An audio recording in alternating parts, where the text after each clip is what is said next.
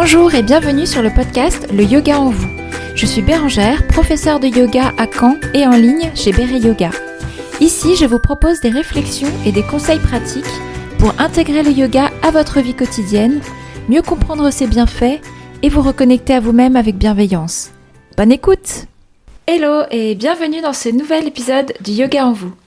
Aujourd'hui, on va parler d'un sujet qui me semble vraiment important quand le yoga devient une contrainte.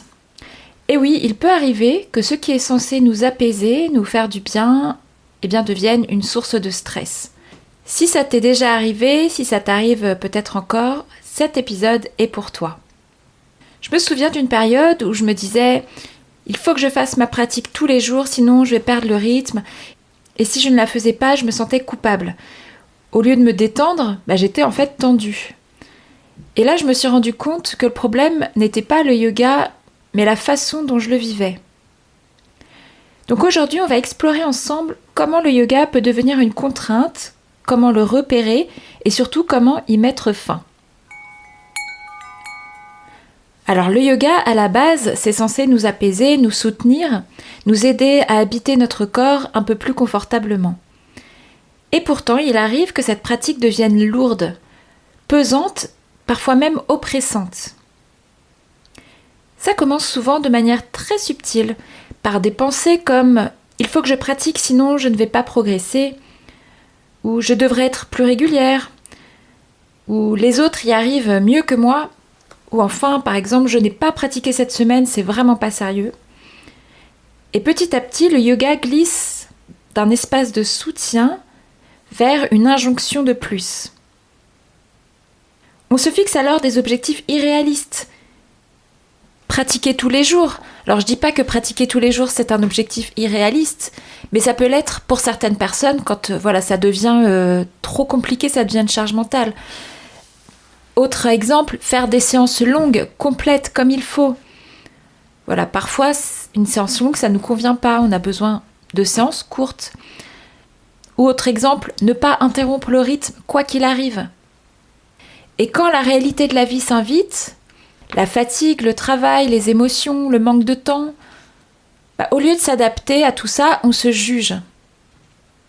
Et d'ailleurs, parlons-en aussi de la comparaison du jugement. Parce qu'il y a la comparaison aussi qu'on fait avec les autres. Celle qu'on fait par exemple en regardant les réseaux sociaux. On voit des corps souples, des postures impressionnantes, des pratiques qui ont l'air fluides, maîtrisées, parfaites. Et sans même s'en rendre compte, on commence à croire qu'il existe une bonne façon de pratiquer le yoga. Une bonne durée, un bon rythme, une bonne intensité, une bonne séance. Et si ce qu'on fait ne rentre pas dans cette case, alors on a l'impression que ça ne compte pas. Le résultat, c'est le yoga devient une tâche, une obligation, une charge mentale de plus sur une liste déjà bien remplie. Et donc certaines personnes finissent même par éviter leur tapis de yoga, non pas parce qu'elles n'aiment plus le yoga, mais parce que le tapis est devenu un rappel de ce qu'elles n'ont pas fait. J'aimerais te dire quelque chose d'important. Si ta pratique te fait culpabiliser plus qu'elle ne t'apaise, il y a quelque chose à ajuster. Je la répète, si ta pratique te fait culpabiliser plus qu'elle ne t'apaise, il y a quelque chose à ajuster. Je t'invite à observer simplement comment cette phrase résonne en toi. Beaucoup de personnes pensent qu'elles manquent de discipline. Mais en réalité, peut-être qu'elles manquent surtout de permission. La permission de faire moins, la permission de faire autrement. La permission de ne pas pratiquer et de ne pas se sentir fautif si c'est le cas. Et c'est souvent là que le yoga est mal compris. Alors que lui, il ne demande pas spécialement de l'exigence. Alors j'aimerais qu'on voit ensemble, mais pourquoi on se met autant la pression ? D'où vient ce sentiment de contrainte ? Alors les quelques causes que j'ai notées, ça pourrait être, comme je le disais un peu plus tôt, les images idéalisées qu'on voit sur les réseaux sociaux, ces corps parfaits, ces postures parfaites, la comparaison avec les autres ou avec soi-même, les programmes aussi trop rigides, du style tu dois pratiquer tous les jours à telle heure, ou l'idée qu'il faut tenir une pratique parfaite. Le yoga, ce n'est pas un objectif à atteindre, mais c'est un espace à habiter. J'ai enregistré à ce sujet un épisode en fait avec mes profs Kat et Serge, Catherine Bellière et Serge Gatineau, sur comment intégrer le yoga dans sa vie au quotidien sans pression. Et en fait, ils expliquent dans cet épisode comment le yoga peut devenir une vraie habitude de vie, simple et joyeuse. Donc je te mettrai le lien de cet épisode dans la description. Alors c'est important de comprendre une chose. S'engager dans une pratique ne veut pas dire se forcer à aller contre soi. En fait, il y a un point à retenir, c'est que la discipline ne veut pas dire la violence. Et l'engagement ne veut pas dire l'autocontrainte. Donc tu peux t'engager à pratiquer, mais je t'invite vraiment à écouter ton corps. Si aujourd'hui il a besoin de lenteur, d'uniquement de respiration ou même de ne rien faire, écoute-le. C'est ça en fait, s'engager avec bienveillance. Maintenant, j'aimerais t'inviter peut-être à te tourner vers ton corps. Parce que quand le yoga devient une contrainte, on a souvent tendance à croire que le problème vient de nous, donc qu'on manque de motivation, qu'on n'est pas assez discipliné. Mais pourquoi on ne prendrait pas plutôt un instant pour écouter notre corps, écouter vraiment ce qu'il essaie de nous dire ? Et souvent le corps, il ne dit pas « je ne veux plus de yoga », il dit autre chose. Il dit « je suis fatigué » ou « je suis surchargé mentalement », « j'ai besoin de lenteur » ou « j'ai besoin de sécurité ». Et quand on continue à pratiquer comme avant sans tenir compte de ces signaux, le corps il ne se sent pas écouté. Il se protège, il se ferme, il résiste. Le corps ne refuse pas le yoga, il refuse la violence, même subtile. Je t'invite maintenant à prendre une grande expiration. Tu laisses l'inspiration se faire. Et demande-toi simplement, qu'est-ce que mon corps essaie de me dire là, maintenant ? Peut-être qu'aujourd'hui, ton corps n'a pas besoin d'une séance complète. Peut-être qu'il a juste besoin de 5 minutes de pratique. Ou peut-être juste de quelques respirations profondes. Ou même de rien du tout.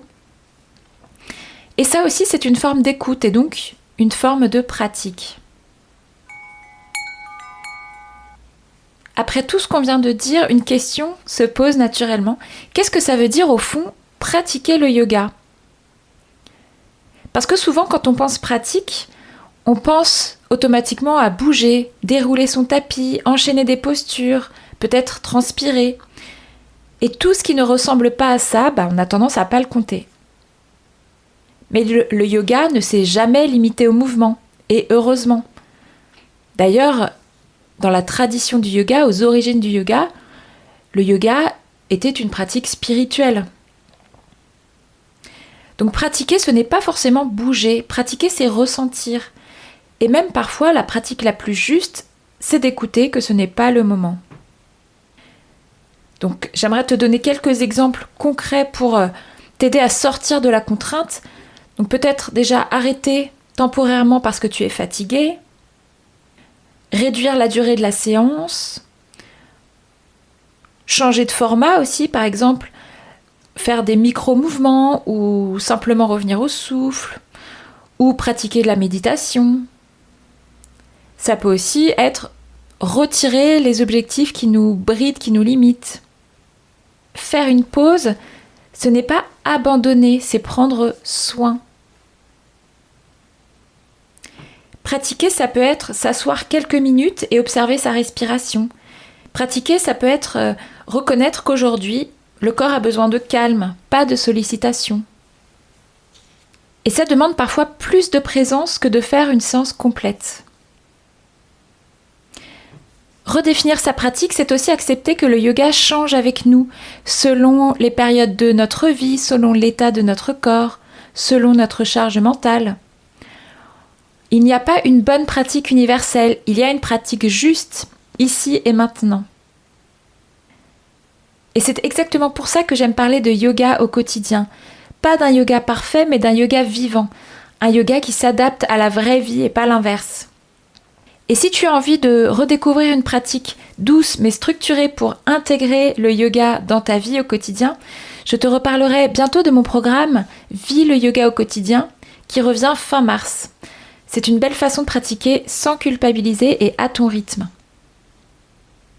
Et donc, quand on commence à voir la pratique comme un espace d'écoute plutôt que comme une performance, eh bien, c'est là que le yoga redevient un soutien au lieu d'une contrainte.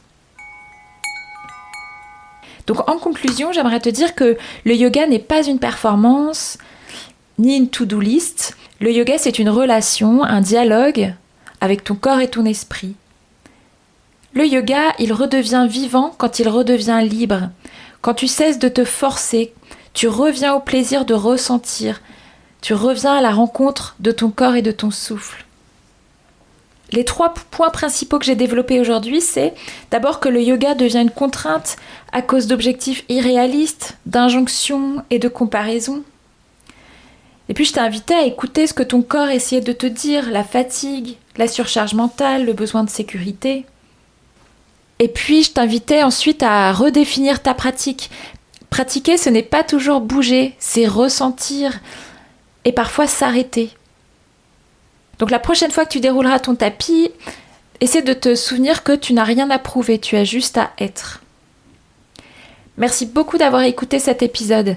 Si tu l'as aimé, si tu veux me soutenir et m'encourager à continuer, ce serait super que tu prennes 2 minutes pour mettre une note 5 étoiles et un commentaire sur ta plateforme d'écoute, notamment Apple Podcast et Spotify.